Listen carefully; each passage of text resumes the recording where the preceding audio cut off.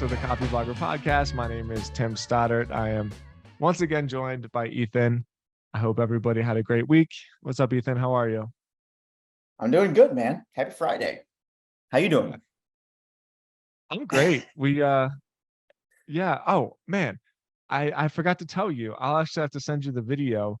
When you lived in Denver, I don't know if you experienced anything like this, but we got a hailstorm yesterday. That was one of the most insane experiences of my entire life. And apparently it's more common to get hail in Denver just because of the barometric pressure.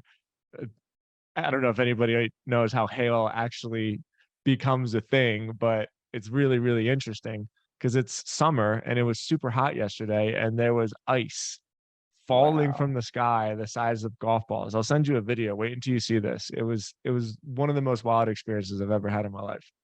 That's pretty cool, man. Yeah, I didn't actually realize that happened in Denver too. When spent a very short period of time in Colorado, but I was living just behind the Front Range of the Rockies. And Yeah. so we would get the craziest weather and you could see it coming from like 20 miles away. It's all plateau up there.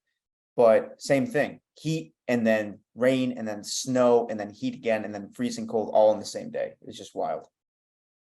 It was pretty wild for sure. So I'll send you that video. Anybody listening to this in Denver, I hope your cars are okay. I hope you're okay. Send me your videos. It was wild.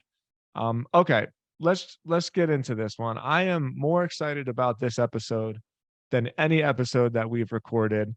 I'm going to tee that up as a little bit of a cliffhanger because first I want to shout out Laura Acosta. I really, really hope I got the first name right. It may be Lara, Lara, last name Acosta, Acosta. She is killing it on LinkedIn and I've been just following her for a while. And she followed me back, and I saw it. I was like, "Oh man, that is so cool!"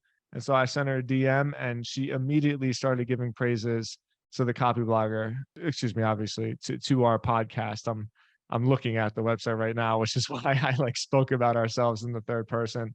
But she's like, "Yeah, every time I do cardio, you guys are in my ears during cardio day." And again, we really, really appreciate that. So Lara, again, excuse me if I got that wrong, but check her out on LinkedIn. She's totally killing it.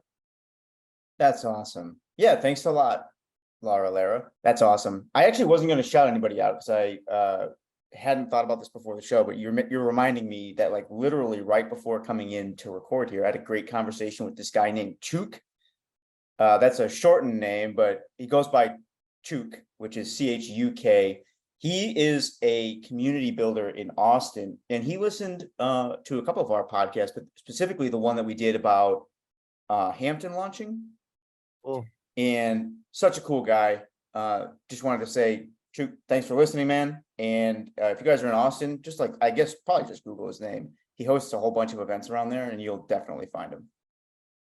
Amazing. And check out both of these people in the show notes. We'll link out to their profiles if you want to follow along. All right, let's get into it.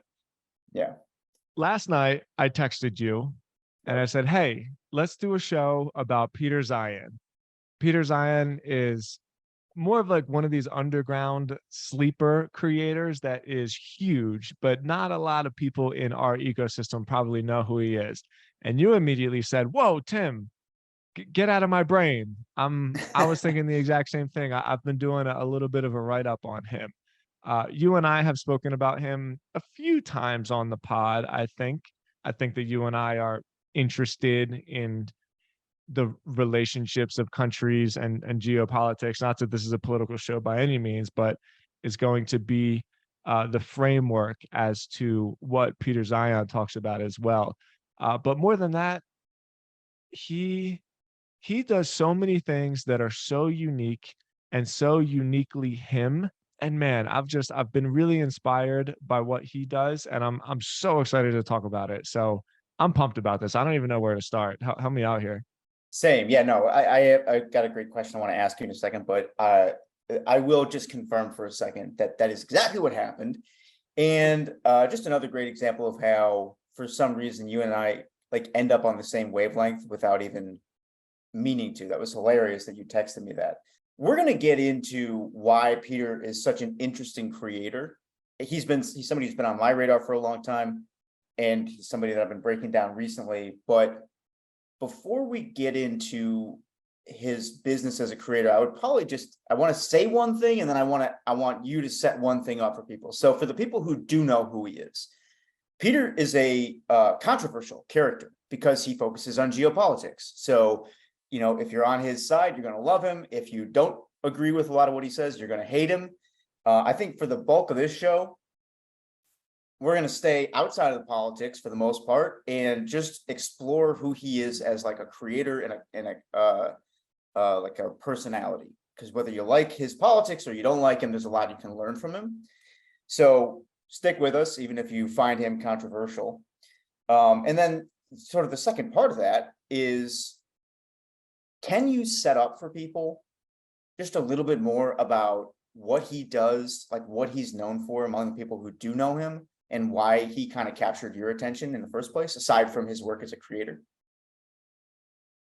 I would be really happy to. So he considers himself a geopolitical strategist, and we throw the word geopolitics around a lot without actually giving a whole bunch of understanding as to what that means. So geo is short for geography, and it turns out that the more and more I've listened to him, I'm convinced that like the most determining factor as to how society plays out for your culture is based on the geography about where you live. There's just certain things that you can't get around when you live in different places of the world, and how mountain ranges and rivers and access to oceans and the fertility of soil and access to oil and anything you can think of, like even how far away different places are in relationship to each other and how they have to share resources. It creates this whole wild interconnected web of advantages and disadvantages that different cultures, and we can call them countries, but it's not so much countries because countries move. I would just let's call them cultures for the sake of this conversation, how they interact with each other. I've always been interested in history. One of my favorite subjects to read about is history and wars, and World War I especially. It's just something I've always been into, right? And his book came on my radar. It's called The End of the World is Just the Beginning. And basically, I'm not going to explain the whole book, but the main concept behind it is that globalism and the interconnectedness of all cultures in the world is plummeting, is getting smaller and smaller. And everybody can see that, especially if you're in America. Like we're less and less interested in being the police of the world. And that has like effects that you wouldn't necessarily think of. So I enjoyed his book. I found a couple of his videos. He's got some really, really, as you said, controversial ideas. But now that I've teed up who he is and how we study or what he studies, I think we can easily transition into like how he has made such a big name for himself recently, because it's really cool. Like seriously, he's super unique, and I just dig his whole process and even his style. Definitely. Yeah, that's one of the things that stood out to me too, which I think we'll get into in a bit, but you hit the nail on the head. Style. His delivery is different than most people who would typically cover this topic, which is definitely one of the things that's making him successful. And I think there's a lesson there no matter what you talk about as your topic for like a creator or writer. So as we dig into this, I want to create like a framework for what the shape of the episode is going to be as well, because I think there are a few key lessons that you can really learn from breaking down any creator. We're going to apply them to Peter in this show, but really, if you're listening to this, one of the big takeaways is like, hey, here's a great way to just deconstruct what somebody else is doing in order to learn from them.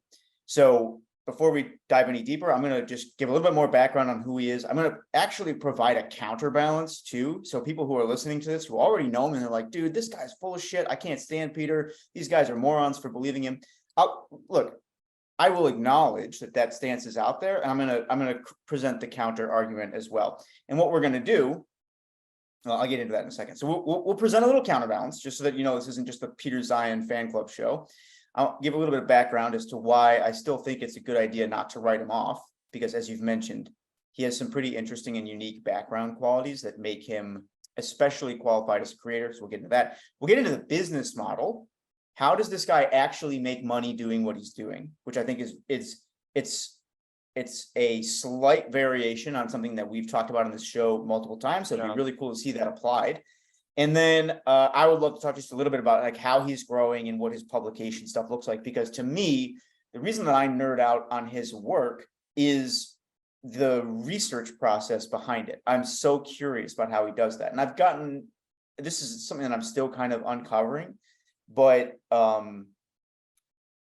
the processes that professionals use to really sort of develop ideas and then share them with the world is something that I'm passionate about. So we'll talk a little bit about that too. So real quick, let's give some counterbalance to this. Here's what we're gonna do in the show notes. I'm gonna link to 2 podcast episodes. One is an interview with Peter that he did on the Motley Fool. It's about 30 minutes long, and it's a great introduction to who he is if you don't know him already, because he basically hits the high points of all his main points and delivers them in a way that's in line with like what Tim and I are calling out here, like why he's so unique. You'll get a good taste for who he is. I'm also going to link to a guy who basically wrote and recorded this episode saying, I think it's just titled like Peter Zeihan is the Jim Cramer of geopolitics.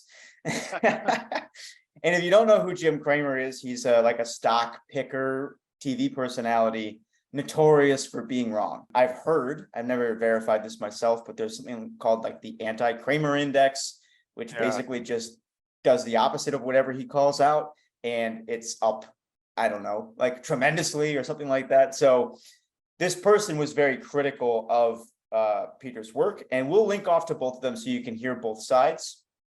And then I'll probably link to a 3rd episode as well that is a good middle ground. It's a person who admires the work that Peter Zeihan and other people kind of in his camp do, but is also critical of kind of a blind spot that he feels like they have. So we'll link to some resources in the show that'll give you like a more big or like full picture view of what people's opinion is on his work. That said, I think Tim and I are both fans, so that's obviously the bias that we bring to the table here. That being said, let's get a little bit closer into like who this guy is and why it might be unwise to write him off. So you mentioned that he has a book, The End of the World is Just the Beginning. It's one of 4 books that he's published so far. He's been publishing books as far back as 2014, and they've all sort of revolved around this exact same theme. A little bit more background on him is that ever since 2014, he's also been publishing a newsletter that's almost daily and a blog, and he basically uses those to promote his books and promote other products that are kind of in line with that. So he'll a couple of times a week publish a short piece about what's going on in the world and like what the repercussions are geopolitically, or what the causes of that are geopolitically. Prior to that, he spent more than a decade as a geopolitical analyst at a company called Stratfor, which is sort of short for strategic forecasting, I think.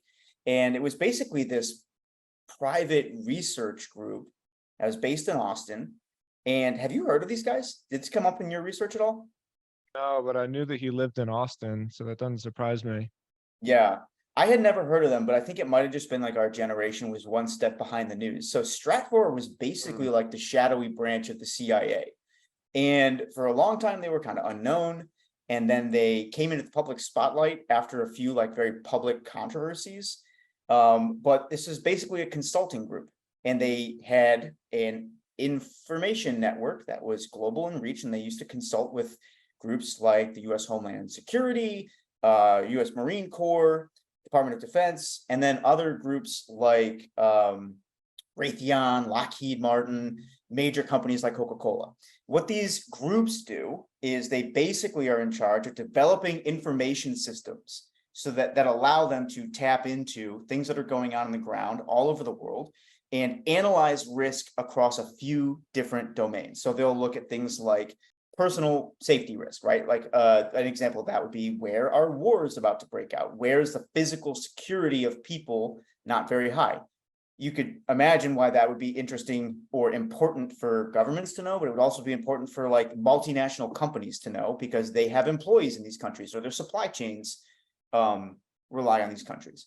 That's another area of risk as well, supply chain risk, that they look at. And then they'll also look at things like legal risk. So where are laws changing that may affect how a company does business or something like that. And so Zion did this for more than a decade. He was there and eventually left in 2012 to start his own company. And ever since then, he's been working solo, publishing books, and then he basically makes money through his consulting work. So he'll do speaking for these major companies, or he'll do like executive briefs for these companies. We'll get into the business model in a little bit more depth later, but I wanted to just give that as a little bit of background because I think it would be easy to look at this person on YouTube who's just out there saying things and kind of, and this is where I feel that the criticism, specifically the podcast that I'm going to share in the show notes, maybe underestimated some of his qualifications, right? Because we as creators, we're so used to seeing people who are out here just kind of winging it, right? Saying things. Yeah. Yeah, they're Googling stuff, or they're looking at the news and they're just giving an opinion or something like that. But there is such a thing in this industry as people who are not playing with the same cards as everybody else. And when you look into the history of Stratfor, it's a perfect example. I mean, this was a private spy company. In fact, I dug into them a little bit deeper. You're going to love this. So the reason they came into the national kind of spotlight was that WikiLeaks leaked like 5 million emails from this company that showed everything about how it worked and like how they paid people off, how they got information. I might even have a quote here real quick. Let me see if I can find it. And we'll link to this in the show notes too, so you can still find all the files. They're publicly available. But it basically says WikiLeaks is publishing the global intelligence files, more than 5 million emails from the Texas headquartered global intelligence company Stratfor. The emails date from 2004 to 2011. They reveal the inner workings of a company that fronts as an intelligence publisher but provides confidential intelligence services to large corporations and government agencies. They show that Stratfor's web of informers, payoff structure, payment laundering techniques, and psychological methods. For example, this is a quote, "You have to take control of him. Control means financial, sexual, or psychological control. This is intended to start our conversation on your next phase." That's a quote from the CEO, George Friedman, to Stratfor analyst Riva Bala on December 6th of 2011 on how to exploit an Israeli intelligence informant providing information on the medical condition of the president of Venezuela. So this group is playing with a different set of information than most like armchair YouTube analysts, right? Yeah. That's the world that he was steeped in. That's the world that he came from. Now, the last thing I'll just say about that is like, it obviously didn't work out great for them. They got blown up, super controversial, and were eventually purchased by some company in New York. So like Stratfor itself is, I believe, sort of a shadow of what it formerly was. So, you know, don't do that. But the reality is, for a long time, he was an analyst in an incredibly tapped in spy net, essentially a private spy network. And that, I think, puts him on a slightly different standing than most YouTube voices. Let's just say that. Oh, that's crazy. So clearly he has built up a credibility, which, like I said, I think makes it easy for him to be taken seriously. And I know that for those listening, it might have been a little arduous to go through all of that, but we wanted to really, really drive home the point that when you're making stuff, it actually does matter that A, you know what you're talking about, and that B, you're like skilled. You're a skilled craftsman, you're a skilled artist in any definition of the word is, because there really is such a thing as being good at what you do. It's not so easy as, hey, just start making things and somebody will like it and somebody will share it. and you'll just get rich. He he's been involved for a long time in the world that he reports on. And so with that, I want to breathe some fresh air into this a bit and talk about how he is actually succeeding online. And this is something about him that I find absolutely insane. So I'm going to share my screen. Anybody who's watching the video, you'll be able to see it, obviously. So I want to do some math here. So this is his YouTube channel. All he does, and I'm not saying this to diminish the work because it doesn't seem like work, but we just spent half the episode talking about how inundated in this world he is and how much he's built up all of this credibility. But so check this out. He publishes basically 5 videos a week, Monday through Friday, and he sends it out through his newsletter. And I don't even know how we can do this, but this video is 5 minutes and 52 seconds. He grabs his cell phone every morning, basically goes into his backyard or wherever the hell he is in the world, because he's always traveling to random countries, records at most a 15-minute video. And that's very rare. I'd say the average time is probably 6 minutes. They're hardly edited. I get the impression that he records the video on his phone, uploads it to Dropbox. Somebody does a once over edit and then puts a featured image on it and uploads it onto his YouTube channel. So I'm going to say all in all, it's about on average 15 minutes a day of his work. And now look at this. 127,000 views, 425,000 views, 328,000 views, 515, 617, 401. It's just, it's bonkers the amount of, like, he might be the most successful YouTuber in the world right now if you take that definition of hours recorded in comparison to views gotten, right? Like, this video is 12 minutes long. He recorded it on his cell phone in front of his school because he was visiting his family in I think Iowa or whatever. He just grabs his cell phone, records his take, and uploads it onto YouTube every day. And he's averaging, I don't know, 3 times 5, 1.5 million views a week, right? Like, how much money is that in ad revenue?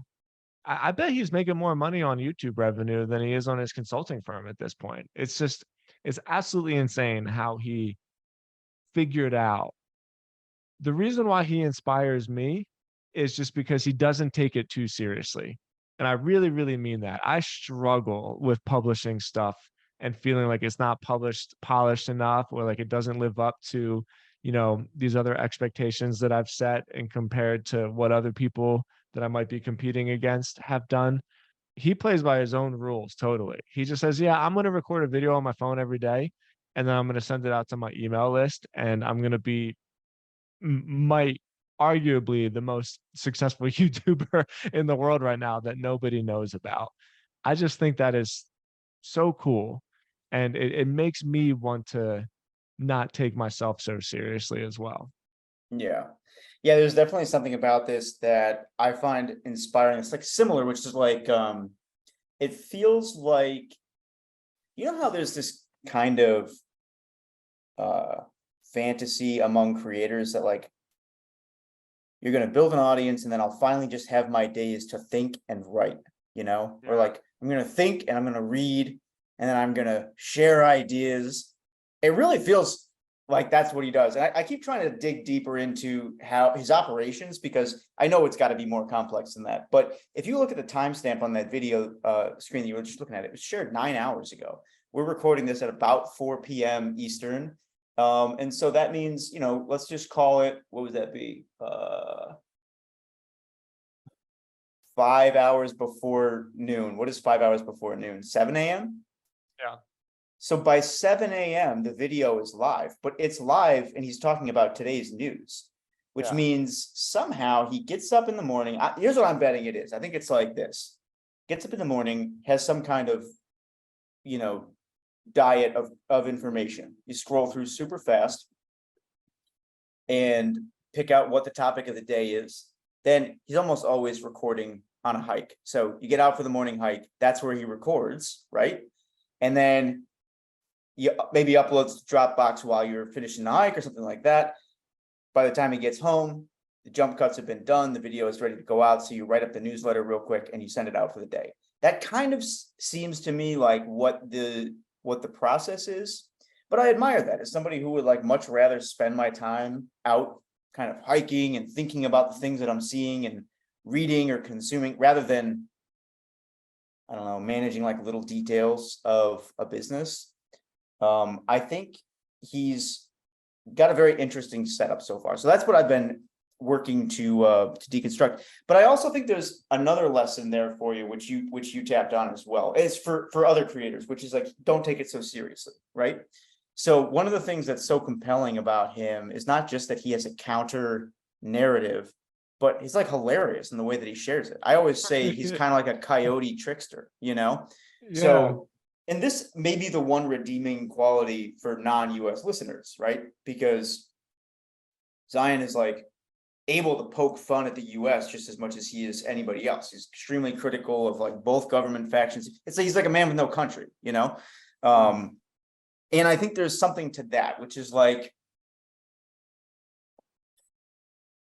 I think it ties into what you said. Don't take it so seriously. You know, you have to be able to make fun of your own expertise and your own opinions as a creator.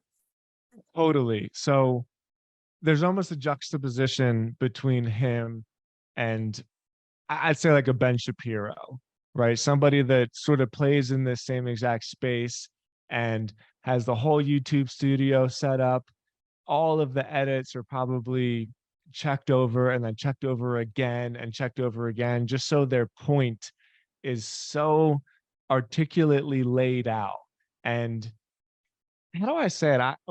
I don't watch a whole lot of Ben Shapiro. I don't watch a whole lot of people on the other side either, because I get the feeling that when they make those videos, there's so much work is being put into the framing of the opinion. You know, there's like the creation of it, and then there's it's almost like all the time it takes to storyboard it out. You know, like you have to say in exactly this order so that the crescendo of the message like delivers our point home, and everybody else is stupid and we're better.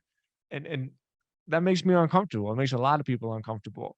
And then you have this guy who goes out for hikes in the morning. Sometimes he's wearing this like purple jester hat that is exactly as ridiculous as it sounds, is winded because he's like up a hill. He's like breathing heavy and talking about these ridiculous data points about how, you know, particular pipelines need to navigate through certain geographical intersections and why that's having an impact on the food prices in France. Right. And then you think about it, it's like, oh yeah, like clearly that's going to have these secondary effects that are going to make people think and feel that the way that they are. And so there's not all of this work in like, it's not just making it perfect, it's making it unarguable ish, right? Like, this is my point, I'm on this side, I'm driving this point home.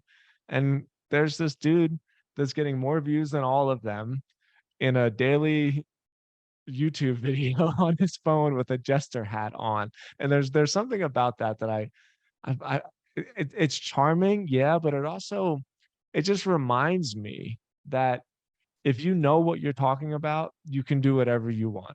You know, there really just is a thing to being better than other people. And I think Well, that's cool.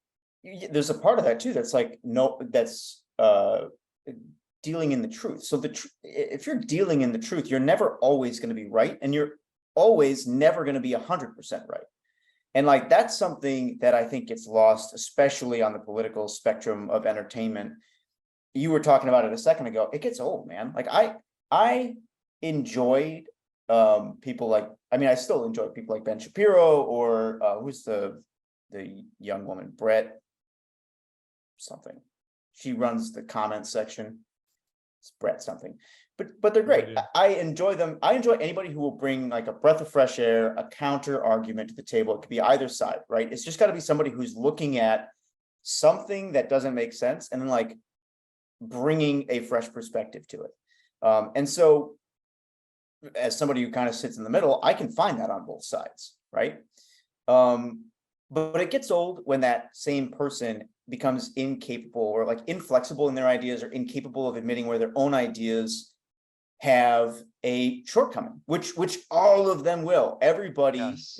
is going to have something wrong. And so like one thing that is kind of like refreshing, well, actually, I'll leave Peter aside for a second, but what you're saying reminds me of that need as a creator, is to kind of never take yourself too seriously. It's funny that this came up. I didn't actually expect this to come up, but I was just thinking this the other day.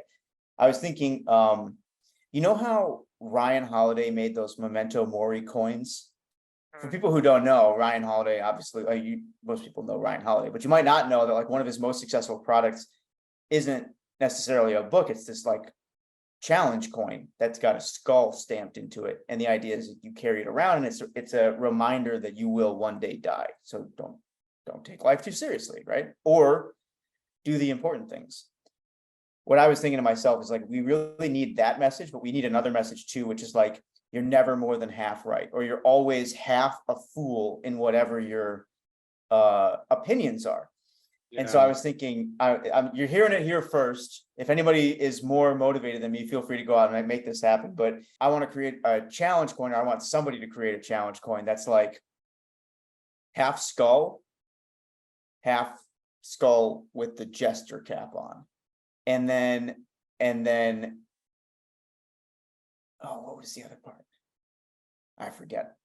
There's other symbolism built into it, but the whole idea is like, you're going to die and you're probably wrong about half the things you believe. So don't take it too seriously. I feel like I see a Tim thought settling in.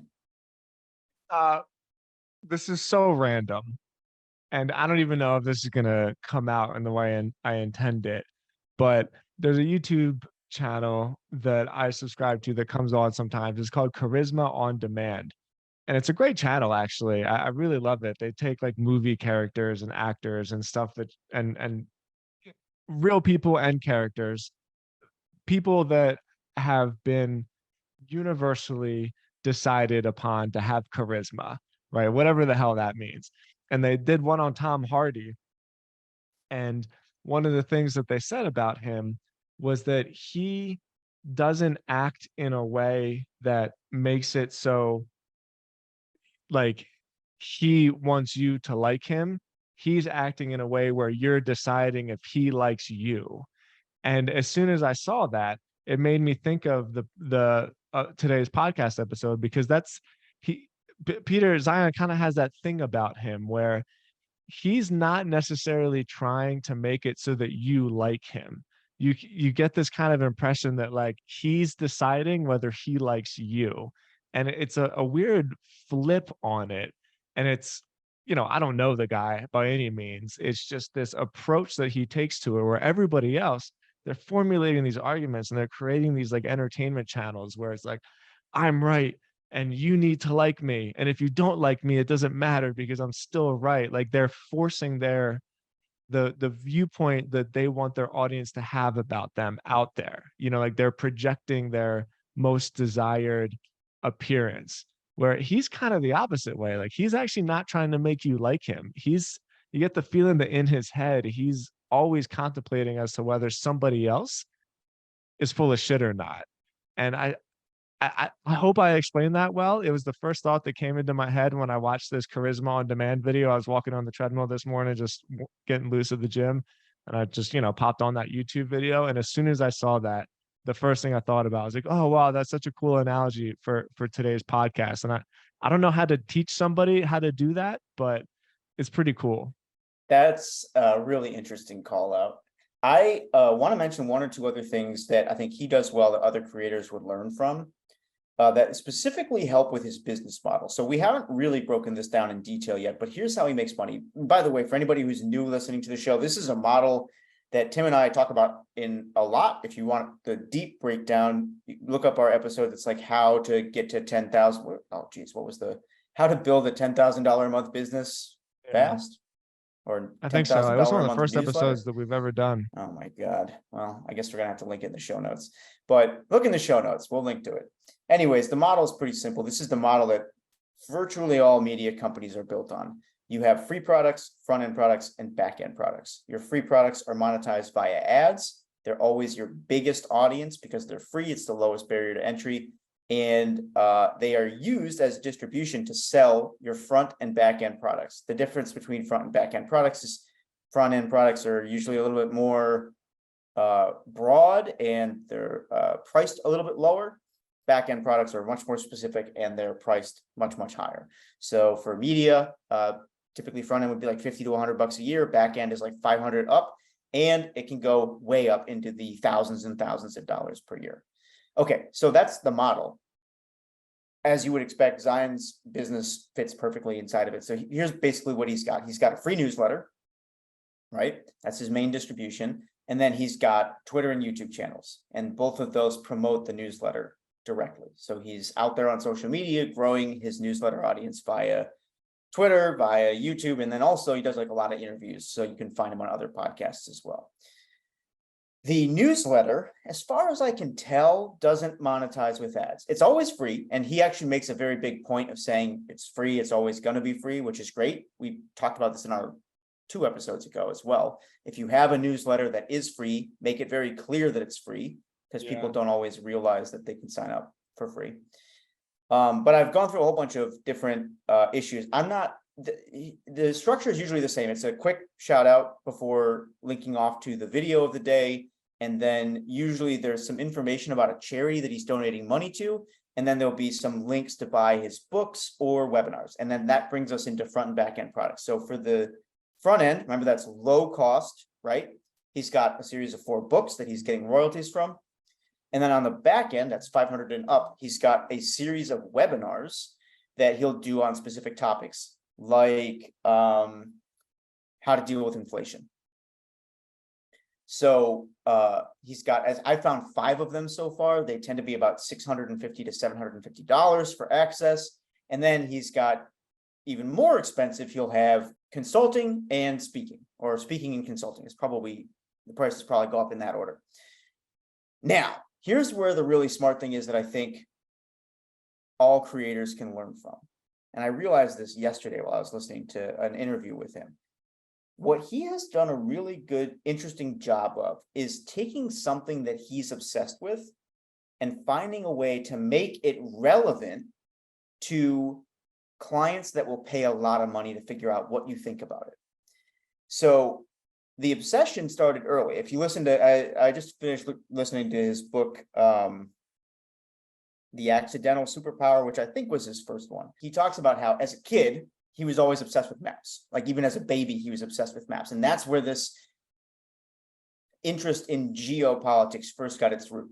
It's this obsession with how the world is shaped and how that changes us and what's over the next horizon and all that stuff. Okay, great. Now you could be obsessed with maps and be broke your entire life. So what Peter has done is found a way to take that information and package it up in such a way that electronics manufacturers, agricultural giants, and energy giants and governments are willing to pay for it, right? So those are kind of like the 3 or 4 big groups that he talks to.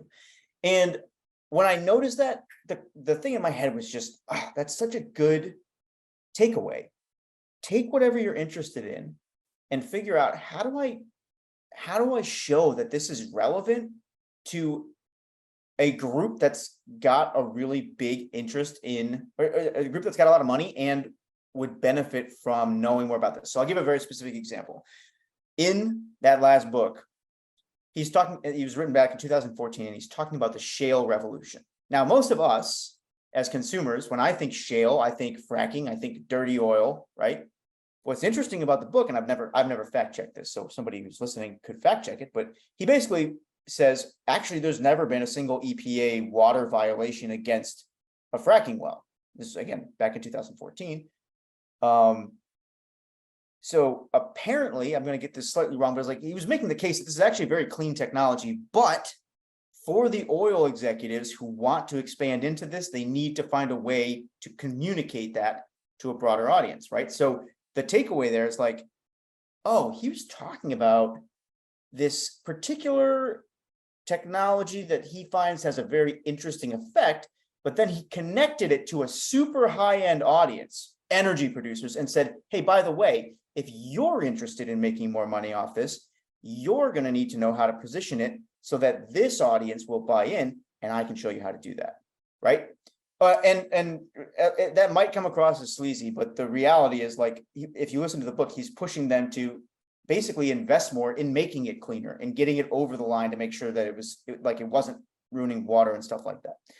So not only did he find a way to package up the research for a high-paying audience, but as somebody who's pretty eco-friendly, he also used that platform to push these major companies to realize that they can actually benefit from cleaning up this technology as well, right? So all these are just great lessons for other creators too. Take your topic, figure out who are the massive players with huge budgets that need to know about this, and how can I show them the imperative of knowing about this. And then potentially, if you're interested in some kind of social change, I think you get a lot farther by convincing people that they're going to benefit from social change rather than like just trying to shut down oil companies or whatever, right? I actually think this is the most important lesson of this whole episode. It's great that he's killing it on YouTube. It's great that he spent all of this time researching his craft and being skilled. It's great that he's followed this model, but I think this is the most important formula in business. And I guess I'll give a personal example. While you were talking, I was trying to think of something that didn't have to do with me. So it's not all about me, but I didn't come up with anything, right? My whole life, I wanted to be a writer. And I was always taught that if you wanted to be a writer, that meant that you had to write books. And accidentally, I can't take any personal credit for this. I did the same exact thing. I've always been obsessed with writing. And then at some point in my life, I got obsessed with like health and wellness and recovery and all of those things, right? And the connection between the two presented this unique and not easily visualized opportunity that only I was in that particular position to see. And now, like, I am a writer. I didn't necessarily go into my writing career thinking that like I was going to be a high level content producer for a dry and boring healthcare industry. But that's not actually the point. The point is that if you go into your creative career, your entrepreneurial career, thinking that the you that you want to become has like a very, very specific uh path, like a straight line, you're really, really selling yourself short, because the opportunity is in the presentation of how your one combination of obsessions and skill sets can be applied to something that is so much bigger than the typical career definition, right? Like, you're a writer, you're a map maker, you're a designer. Oh, okay, cool. Well, I'm not actually. Like, I'm a high level SEO for super, super big healthcare conglomerates. He's not necessarily a map maker. He's like a super, super high level consultant for energy, agriculture, and electronics companies that have to find workarounds for the natural geography of the world. So it's a hard thing to make an ebook out of, like, it's not the kind of thing that you can say, here, follow this perfect little framework, you can download it on my website for free, like all you got to do is sign up. It's not that kind of thing. It takes visualization and a little outside of the box thinking, but that really, really, really, really is the way to level up yourself, where you're not just another creator making stuff that everybody else is making. You've found the certain combination of your obsessions and skills and unique experiences, and you've found a way, an application that somebody is willing to pay so much more money for than they would if they were just, downloading a $9 ebook from your website. That's a great way of putting it. That's a great way of putting it. and we've sent this on the show as well before, like there is no objective value of information, right? It Yeah. really depends on how Yeah. you're packaging things and who you're approaching with it. And he does provide a great lesson in that. And you know, I think well, I'll leave it at that. I don't want to belabor the point. Okay, so main takeaways so far for me were like, first of all, the model is still universal. Still haven't found somebody who's breaking that yet. Make sure if you want to make money, think about who the high-end audiences are that have a stake in knowing what it is you have to say. Yes, totally. So well said. And then deliver consistently and don't take it too seriously. Yeah, and the don't take it too seriously is one that I am going to try. Um, I think we do a pretty good job of that with this show, but there's also an element of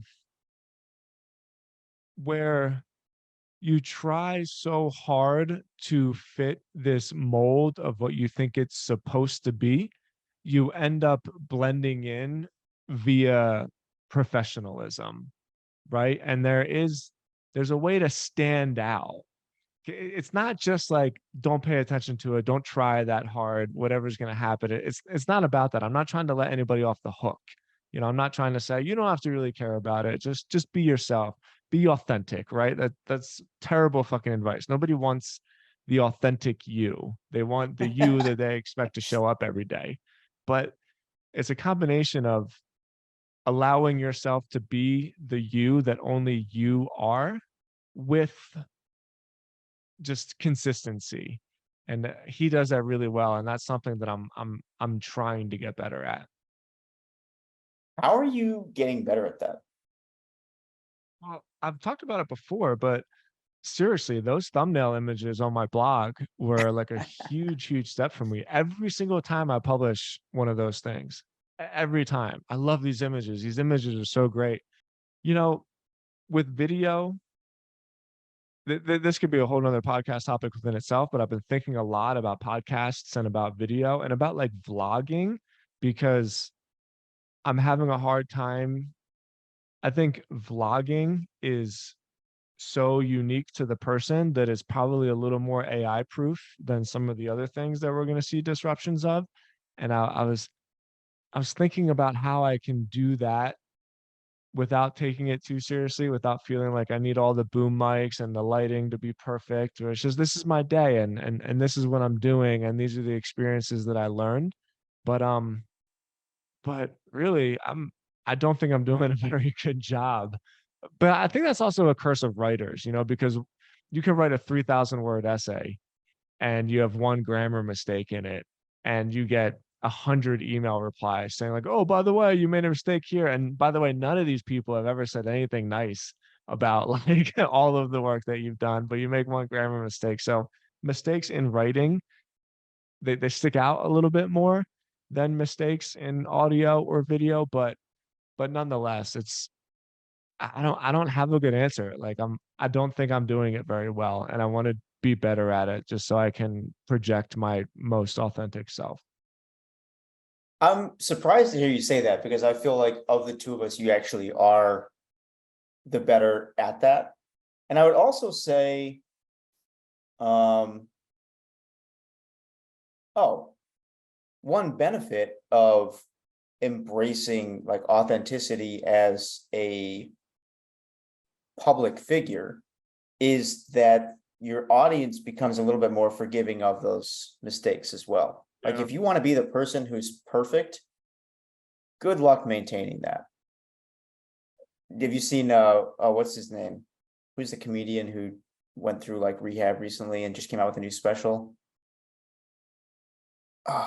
Oh, yeah, of course. He wears the suit and tie. Suits. I watched Yeah, it. It was so funny. it was That was really it. good. Yeah. Um, God, this is the worst. He's super famous. Anyways, whatever his name Actually, is. that was a funny part about his bit where he talked about, oh, I'm gonna go into rehab and everybody's gonna recognize me, and nobody Yeah, recognized him. yeah. But that whole, I mean, his whole recent special was really about how that fall from grace has freed him to be more authentic and more himself. And I loved it. I thought, I mean, I've always liked his comedy, but I thought this one was better than everything that's come before it. So, and you know, Sam Parr is one of the ones that I look up to in this. Like, he's very authentically himself, and that doesn't just get him a lot of like love from his audience. It also, there's like a tactical benefit too, which is that for Sam to ship something, it doesn't take much time, because it's like, you know, 80% of what he ships can be shipped almost immediately, because Yeah. everybody who pays attention to him is, I guess, used to getting off the cuff thoughts, right? So there's a famous example, his course. People who watch My First Million, you're probably familiar with the Copy That course. I was there when he made that up. We were literally on a Zoom call, and somebody on the call had said, you know, I'm struggling to launch this product because it's really hard to test the idea. And so just to kind of like offer some encouragement, he literally tweeted immediately, I'm going to create this course. He put up a Gumroad page, and he tweeted about it, and just immediately tested it to show like, this is how you do it. This is how you get out of your own way. And that's become a multi-six-figure product. So there's something to be said for authenticity, and this whole concept of just taking everything down a notch most of the time, or some of the time. I don't know what the right ratio is. But yeah, those are the big lessons. I think you're smart to invest in constantly improving your ability to show up authentically, because it's not easy. Yeah. And I was glad that we did this, man. I feel like I learned a lot from Peter's work, and I hope people liked this. So you can let us know what you think if you want us to do more like creator breakdowns or something like that. Speaking of, can I do one more creator shout out, since now we're starting to close the shows with creator shout outs? Of course. Yeah. Wrap it up. All right. I told you a few weeks ago that like I have this sort of budding obsession with woodworking. I don't know why. I think actually I do know why. It's because it's like so old. You know, I really like things that aren't so reliant on new technology. I find them very calming these days. So anyways, I've been watching a ton of woodworking videos on YouTube, and I stumbled across this guy. His name is Ari Itkin, and his YouTube channel is Slow Woodshop. It's pretty new. I think he's only got like 8 videos out there right now. But what I really liked about it is that he just started this series. And I think we made this prediction about the Reddit method guy. I'm going to make another prediction. I think this is going to be Ari's path to a large audience. What he's doing right now, he's done a couple of different videos, but the last 2 have consistently been the same theme, which is that he picks somebody who's well known and then designs a really nice woodworking gift for that person that's sort of like based on what their work is. So the first one was Seth, who's the guy who's into like, who did Pineapple Express? Was that Seth Rogen? Seth Rogen. He did like a fine tray for weed for Seth Rogen, and just did a whole video on that. And then the next one, he did like this really beautiful toolbox for some other Ari Neistat. Is that Casey's brother? One of the Neistats. Van Neistat. Van Neistat. Yeah, he did a really Yeah. nice toolbox for him. And it's just such a cool idea. It's a series of like, this person is unknown for the most part, right? So it's like, hey, here's a creator I respect. I'm going to pay homage to their work with my work, use it to get better at my craft. I think that's a winning combo. And I think, I mean, I don't know if he's enjoyed doing these, but it kind of feels like he stumbled on something there that's like going to be his thing, and will help build his network out with all these other YouTubers. Well, you are the prophet, man. You call them. Yeah, you're like 10 for 10 so far with calling these people out. We'll So see. they're But now on I the also Ethan really, mantle. yeah, I enjoyed the videos. So Slow Woodshop, Ari Itkin, he's killing it. Go check him out if you like woodworking videos. And that's all I got. Amazing. I loved it. Thanks, Ethan. Thank you, everybody listening. You want to sign up for the weekly newsletter, go to copybloggerpod.com. We appreciate you guys. We'll talk to you next week. See ya. Better.